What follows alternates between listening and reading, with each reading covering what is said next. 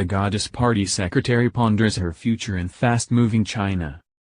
Wuhan, China, Reuters. In the mid-1980s, as a wave of economic reform swept China, Jing's parents fled the poverty of their farming village to seek opportunity in the bustling city of Wuhan.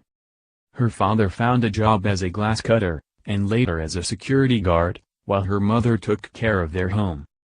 30 years later, in a country transformed, she headed in the reverse direction in search of her own future.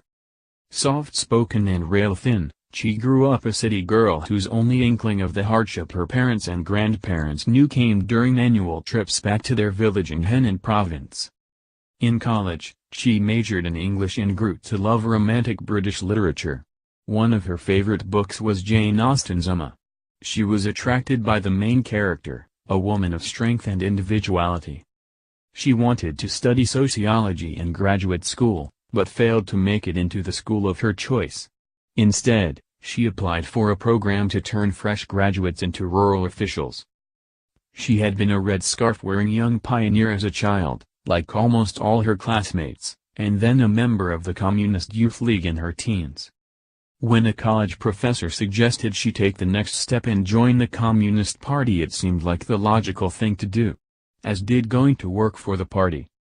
"I've all along been in touch with what my advantages are, where my abilities lie," she said. And in going through certain experiences, she added, "I've discovered what kind of profession I'm suited to. This is how my dream has become more and more clear." She moved from Wuhan, in central China, to a nearby village to be the assistant to the local party boss. It was an eye-opening experience, with a heavy workload and problems far more complex than she'd imagined.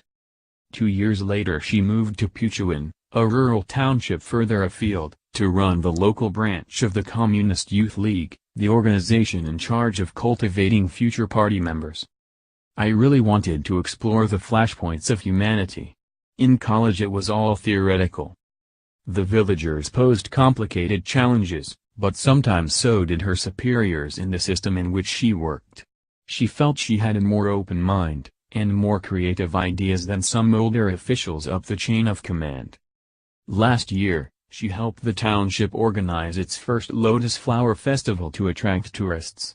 She contacted a photo studio and spent her own money and a weekend having photos of herself taken in traditional robes, hair extensions flowing, among the lotus fields. She posted the photos on the messaging app WeChat. Local media picked up the story, dubbing her the Goddess Party Secretary, and the pictures went viral.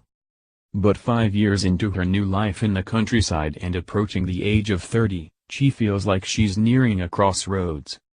She would like to find a boyfriend and get married, but her attempts to date rural boys haven't panned out. A long-distance relationship with someone in Wuhan, an hour away, doesn't seem practical.